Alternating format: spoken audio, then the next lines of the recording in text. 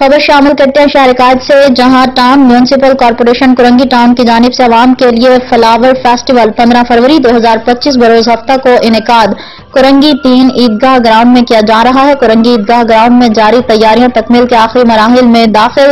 اس حوالے سے مزید تفصیلات دیکھتے ہیں ہمارے چیف رپورٹر کراچی جاوید محمود آرائن کی اس رپورٹ میں۔ جی بالکل، town municipal corporation Korangi town کی جانب سے عوام کے لیے فلاور فیسٹیول کا انعقاد کیا جا رہا ہے۔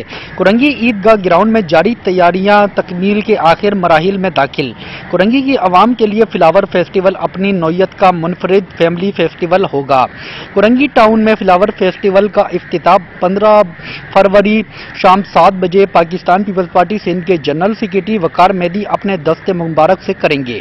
ٹاؤن چیئرمین کرنگی محمد نعیم شیخ نے ٹی ایم سی کے ڈائریکٹر کے ساتھ گراؤنڈ کا دورہ کیا اور فیسٹیول میں آنے والی عوام کو مزید بہت بہتر سہولیات فراہم کرنے کے احکامات جاری کیے۔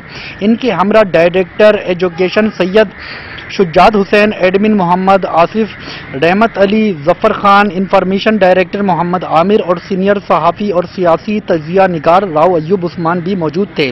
اس موقع پر ڈائریکٹر پارٹس ابھی موٹو ہے کہ گرین اینڈ کلین کرنگی کہا جاتا ہے۔ معین جد جو ہے ڈاکٹر آف پلانٹ ہے، تو آج کیا خاص بات ہے آپ کی نمائش میں؟ اور کئی جگہ لگتے ہیں پھول۔ ہم نے یہاں پہ ایکچوئل مسئلہ یہ ہے کہ ہم نے بعض پھول ہوتے ہیں اتنے خوبصورت نہیں ہوتے۔ ہمارے پاس 56 اقسام کے مختلف قسم کے پھول ہیں، جس میں پیپر فلاور دیکھیں اس کو ہاتھ لگائیں گے جیسے کاغذ کا ہے، پٹونیا ہے اور ڈھیلیا۔ عوام جو آئے گی ان کو کوئی پودا دیں گے؟